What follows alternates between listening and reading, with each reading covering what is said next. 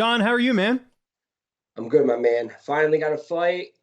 Almost still pretty far away, but training camps pretty much officially started. And yeah, man, I'm good. I'm healthy. I got a fight. Everything's good. Yeah, I wanted to get you on here, obviously to talk about the fight initially. I'm sure we can do something closer to fight time. But first and foremost, man, you have new management. You're with Moments, Nima, who is someone I know very well. I've worked with him for years. Tell me how this came together, and were there other offers from other management groups? So Nima is a family friend of Daniel Gracie, my coach. Hmm. Nima's a black belt under Half, who is my coach's cousin. So Half kind of reached out to Daniel and was like, hey, like, I have this guy. He's literally the only guy I would ever trust. And if you know Half and if you know the Gracies, if they say they trust you, that means a lot because they don't trust many people. And yeah, so Nima kind of, I had a manager and there was no reason other than just strictly business why I'm not with him anymore. Nothing personal. I just felt like I needed somebody who's just a manager, somebody that's just going to focus on my career, and that's literally all they do, and that's what Nima does. Nima came out, and we met, we talked, and we hit it off, and he's literally the nicest guy I've ever met. He's Yeah. such a good guy, and he's been helping me, taking a lot of weight off my plate just with stuff that managers do, and it's nice that I don't have to do a lot of stuff that he's doing. And yeah, so he's managing me and a couple other guys on my teammate Itzo, who just knocked out Mahmoud Sebi on PFL. So he's got me, he's got him, he's got a couple guys from our team, and yeah, it's great. He's got Manon Furio. Unfortunately, she's fighting someone I'm close with, and Caitlin Chukagian, but so he's going to be out there with us in Abu Dhabi, and it's going to be cool. But yeah, he's a great guy, and super happy to be with him in moments. And I think the big name that he's had, aside from yourself, is Gegard Mousasi. He's been with him for a while, and that's how I've known Nima for as long as I have. I got to give him some credit. He's not a big social media guy, and that's one of the things I like about him, very much behind the scenes. But Muhammad's manager, I don't need to mention his name, but he's a bit the opposite. And I'll give Nima credit. I did see him go on Twitter and dodge some bullets for you. How cool is that? Went ham. Dude, and what I like about Nima too is you see him, he's not like overly like pictures with the guys and this and that. Like when I see managers and coaches do that, kind of rubs me the wrong way, Yeah. like they almost want to, they're trying to steal that shine for themselves. Nima's very behind the scenes, but like you said, he's got Gegard, he's got a lot of big names that people don't even really Ryan know. Hall, Alexander Gustafsson. Exactly. And he's done some really big deals in the UFC and Bellator and other places. They have guys in PFL. They have two guys fighting for $1 million coming up. So they're doing good things. But yeah, he went hard for me. He went hard in the paint on Twitter for me to get me a fight. And it was good. He kind of got me out of my comfort zone, which kind of, I guess, got me the fight with Belal, got me to go talk a little trash, which I guess I had to do, and it worked. But yeah, he threw some grenades over the fence for me, and he was getting after it on Twitter. He's a good dude. Were you surprised to get this fight with Muhammad? Again, you have this new manager now. I'm sure you knew and you believed in him and what he got done. But when it's all said and done, you're getting to fight Belal Muhammad. That's always what you wanted. Yeah, so I honestly think this fight was what the UFC has wanted for a while. It was just getting Belal to accept. And listen, Belal's out here talking all this shit, like saying I'm a juice head and saying all these things. Like his insecurities are showing, and that's just how I see him as a man. I see less of him as a man, actually, for the way he's behaving. And October 22nd, I'm going to get to punch him in the face and settle all that. But outside of that, I just did what I needed to do to get a fight. And I understand why Belal wasn't taking the fight. He just beat Vicente Luque, who's arguably one of the toughest guys in the division. He wanted somebody ahead of him. So I was trying to do the same exact thing he was trying to do. Luckily for me, guys were available ahead of me, but some guys were turning me down. Belal said yes. It just worked out like that. Mm-hmm. The guys ahead of him weren't available. And yeah, so he got stuck with me. And yeah, so it worked out for me in the end, but it was a long, drawn-out process. I had guys turning me down. We're just going to ask for literally anybody. Like, people don't even know this. I asked for Kevin Holland. I'm like, Nima messaged Sean Shelby and these guys a few different times and said, hey, we will fight Kevin Holland after Kevin just beat whoever. Tim Means? Tim Means. I'm like, I'll fight Kevin. And Kevin, why I'm saying my name, because he heard that I asked for him, and people are like, oh, Kevin's calling Sean out. I'm like, no, I asked for that fight. We just never got a single response. I guess they were really working on the Belal thing behind the scenes. So it all worked out in the end. But I'm asking for guys I'd like guys ranked way behind me just because I just wanted to fight at that point. Yeah. But like I said, it all worked out in the end. I got number 5. I'm going to be number 5 in a couple months. And yeah, it's working out for me good. Belal has a pretty big fan base for 2 big reasons. Number one, he's got a show with John Anik's brother that he does, I think, every week or couple weeks or something. And the other as well is he's Muslim, right? So that's a big fan base, right? I mean, I'm seeing it right now with, you know, some of the stuff I'm posting with Islam and Charles and just seeing the passion there. But have you seen any of that on social media? Have you been getting is your DMs filling up with a lot of Belal Muhammad fans? A lot of people are telling me that they don't like Belal, to be completely honest. Okay. You know, I have some people come across my social media, but listen, like, I'm not going to come on here and do what he's trying to do to me and call me names and say these things. Like I said, his insecurities are showing. He's a grown man. You have to go out of your way to call me names. At the end of the day, we're both fighters. We're going to get in there and we're going to fight. And at the end of the day, I know who I am. I know who I am, and I don't have to go talk shit about him to make myself feel better. But I don't let any of that shit bother me. I got my boys who are they try to they're like, yo, like, he's saying this, he's saying that, like, they're going on his page. I'm like, dude, I don't give a fuck. I'm training harder than I've ever trained in my life. I'm in the best shape I've ever started a training camp. I'm literally the best I've ever been. And it's going to show. And I'm going to smoke Belal, and I'm going to smoke the next person. Everybody knows who I am. And the world's going to find out October 22nd. You know, he's saying all these things about me. I'm a true martial artist. I'm better than him in every single martial art. And October 22nd, it's going to show. The other thing as well with this fight is, I mentioned it there, you're going to be fighting in Abu Dhabi. And if I'm not mistaken, I think this is your first fight outside the U.S., correct? Yeah, I never even left the country. Yeah, so you're not only are you leaving the country for the first time, but you're going to be fighting in Abu Dhabi, and again, it's going to be pretty much a pro Belal Muhammad crowd. Does that excite you, man, to spoil the party? I'd fight this motherfucker on the moon if I had to. So they sent me the contract. It said fucking Abu Dhabi. I'm like, you know what? Say no more. It's the fight I want. It's the fight I got. And like I said, I'd fight him behind a 7-Eleven if I had to. I really don't care. I just want to fight him. But yeah, it's going to be a pro Muhammad crowd, but they're all going to be cheering for me in the end, because at the end of the day, everybody's fight fans. And I'm going to go out there and show that I'm a superior fighter to him. And either they're going to love it or they're going to hate it. But either way, they're going to respect me at the end of the fight. With this being such a stacked card, you know, there's so many good fights. And again, it's in Abu Dhabi. And you sort of answered my question there, you know, saying, you know, you'll fight Belal anywhere. But would you have preferred to have been, say, the main event of a fight night, or maybe, you know, a co-main event of the fight night, as opposed to being on the stacked pay-per-view? Or you're like, hey, look, everyone's watching this card. They're going to tune in for me as well. I think being on this card is like a blessing in disguise. It's a huge card with huge names on it. Mm-hmm. But like you said, everyone's going to be tuning in. So if you don't know me, you're going to know me just by watching. I'm assuming we're going to be on the pay-per-view the way it's looking. And if not, either way, there's going to be a lot of people who don't know my name. They're going to know my name at the end of it. When I was originally supposed to fight Kevin Lee, when he pulled out, we were supposed to be on a Connor card. And that was a huge opportunity that kind of got missed because, like I said, he got hurt. We had to change the date on that. But this is a huge card. Best card of the year. Everyone's going to be watching, and I get to be a part of it, which is awesome. Style-wise, how are you looking at this fight with you and Belal? Obviously, both have great wrestling, both good stand-up. How are you looking at this one? I think, like I said earlier, I think I'm just the better all martial artist. I think I'm a better striker than him. I know I'm a better striker. I know I'm a better wrestler. I know I'm a better grappler. I know I'm a better finisher than him. He has like 2 finishes in the last 20 fights. I just think I stack up very well against him. I'm always fighting these super tall guys. Chiesa was 6'3". Belal is like maybe a half inch taller than me. So if you're below 6 foot, to me, you're the same height as me. So it's going to be fun. And like I said, we were supposed to fight before. It got scratched, and now I get to.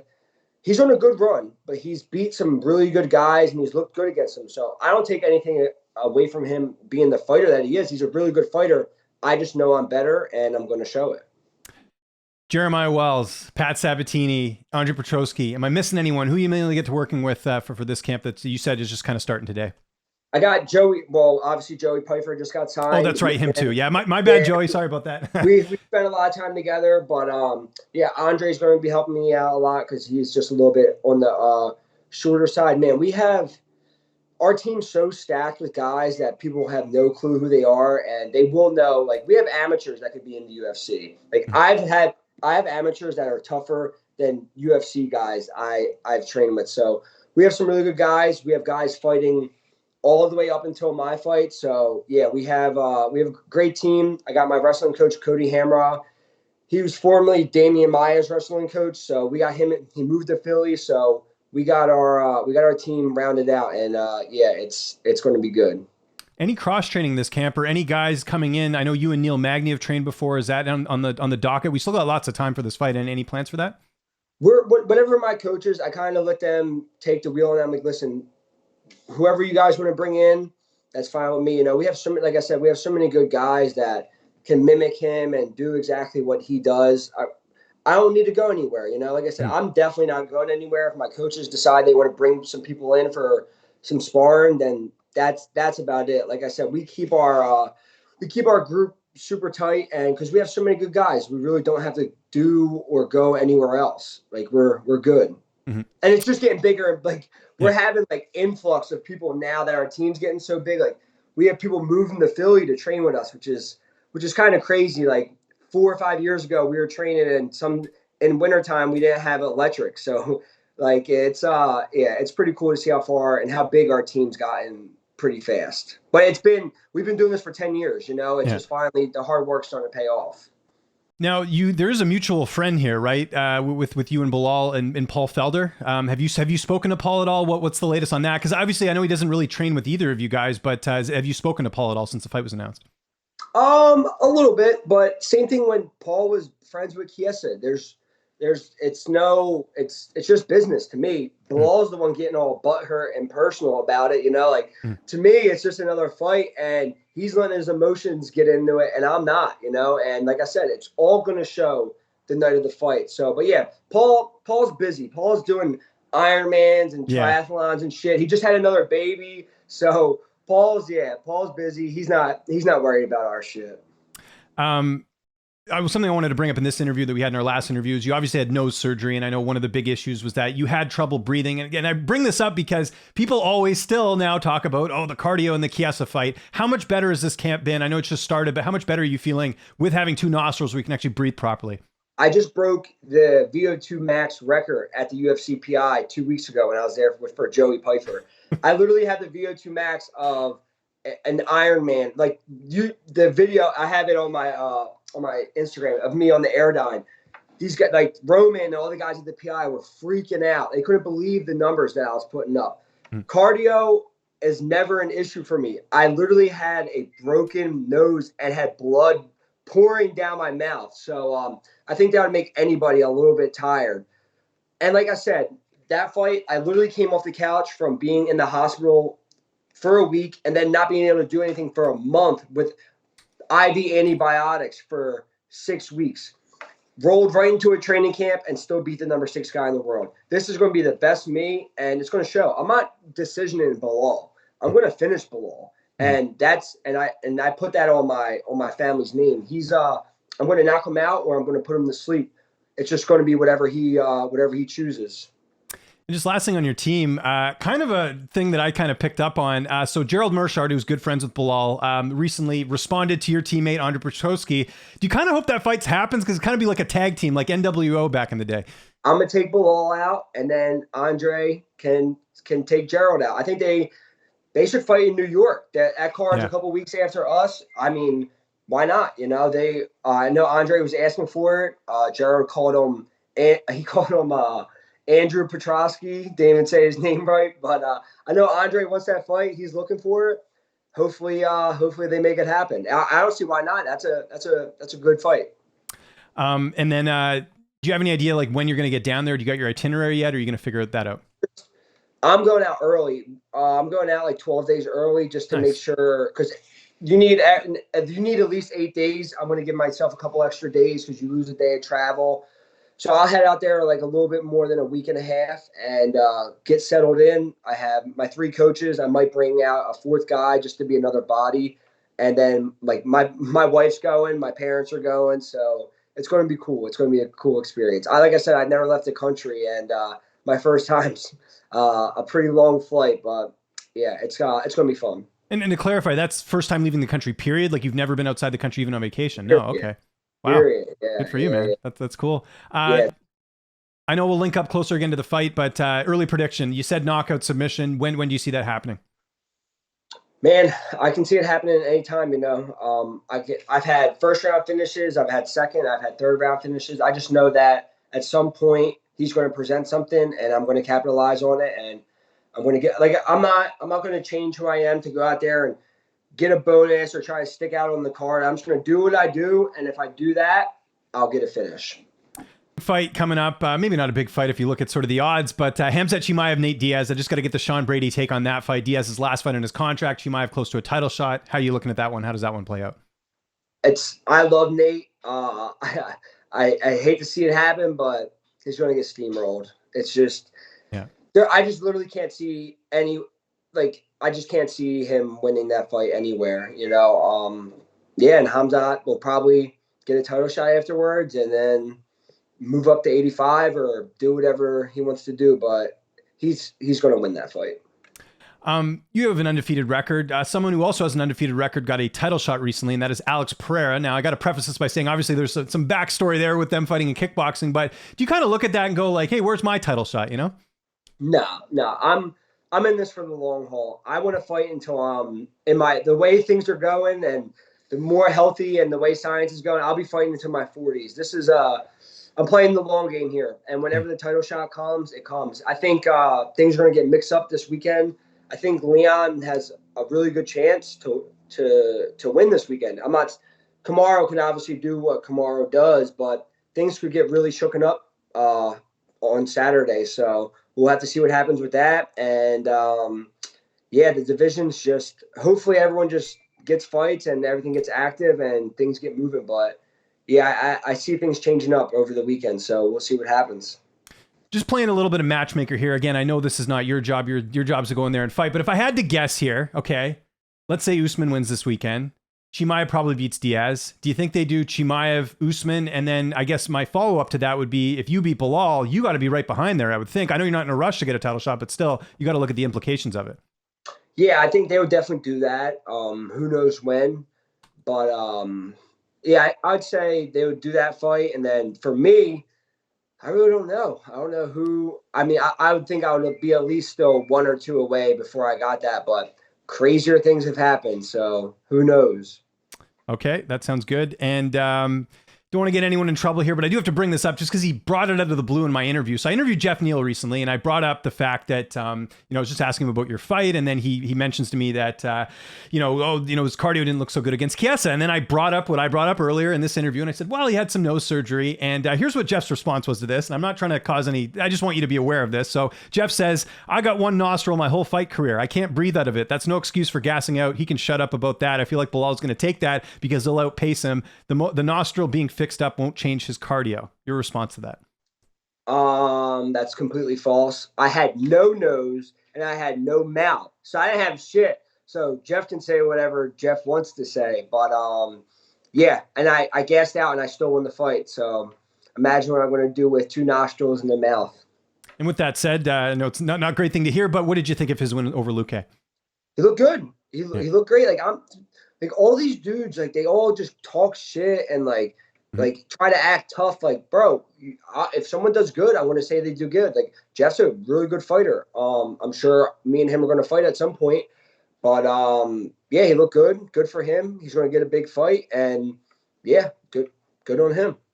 And on that note, do you take anything away from Belal's win over Vicente Luque that you're bringing into this fight? I just think Vicente was a little bit over aggressive at times, and that kind of led to Belal scoring some takedowns and stuff like that. He played Belal's game, he was chasing him. I'm not going to do that. I'm going to play my game, and he's going to have to come fight me. I'm not going to chase him around the octagon. That's for sure. Something kind of off the wall here that I noticed on Instagram. Carnivor MD follows you. How do you know him? I've reached out to him about just about some stuff about the diet that they do. So Yeah. they do carnivore, but then they do it with like Fruit and honey. Yeah. fruit, honey, and then for athletes, like you can add in rice and stuff like that. So like I was very intrigued by it. I actually talked to Cheeto Vera, was doing some stuff. He kind of messes around with it too, and I talked to him about it back and forth on Instagram, and then I reached out to Paul, just asked him some questions about like because I seen GSP talking to him, and Yeah. he followed me back, and yeah, I think he's hilarious with the video he does. So yeah, he's funny, but I just train way too much to stick to such a small food group. Like I drink carbs during my workouts and all too much shit. But if I wasn't training the way I train, like I think it's a great way to eat and to live, you know? Yeah, no, I'm a huge fan of his on Instagram. I actually follow his girlfriend as well. I think Animal Based Bay as well. He has he does similar content, but I find it interesting. I'm actually going to try it when I'm going away tomorrow. Actually, I'll be away for like 10 days. I'm going to try it out. Like I've done paleo before, but I'm curious to just stick to just meat and honey and fruit. I'm just to try it for 30 days, see how I like it.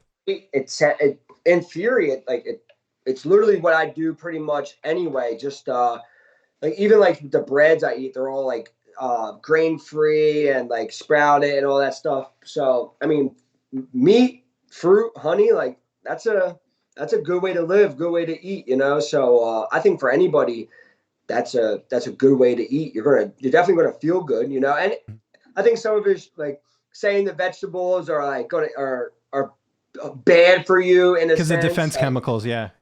But yeah, I think you're going to feel pretty good in 30 days for sure. Yeah, I'm gonna give it a shot. We'll see. And obviously I got to buy the grass-fed stuff. We have that here. It's just obviously a little bit more expensive, but I'm gonna give it my best shot.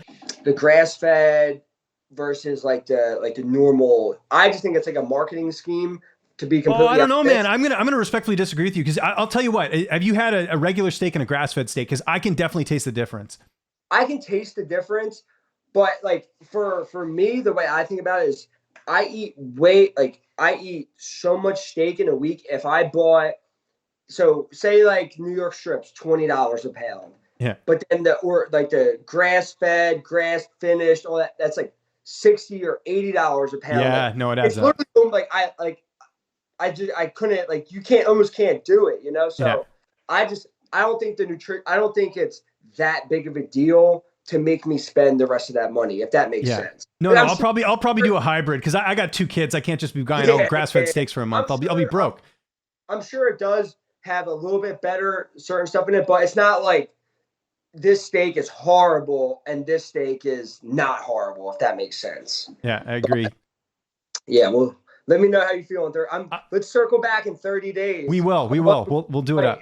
Let's do an interview. Yeah, no, we definitely will. And last thing, do you agree with him that kale is bullshit? I feel like with the vegetables, if you eat a huge amount of them, again, you're going to feel bloated and stuff like that. But if you eat a small enough portion, like I don't really see. But like I said, I don't go crazy on it, and I think that is a problem that a lot of people do. Like they have a whole plate of any vegetable, and yeah, you're going to feel bloated after that, you know. So yeah. I agree with him on that sense for sure. Sean, this was awesome. Really looking forward to this fight. Like I said, we'll definitely link up closer to fight time, and I'll tell you how that goes with the 30 days. But in the meantime, there's anyone you want to thank, any sponsors, any social media, I'll give you the last word. No, just follow me, Sean Brady MMA, on all social media, and tune in October 22nd. Thank you for the interview, as always, my dude.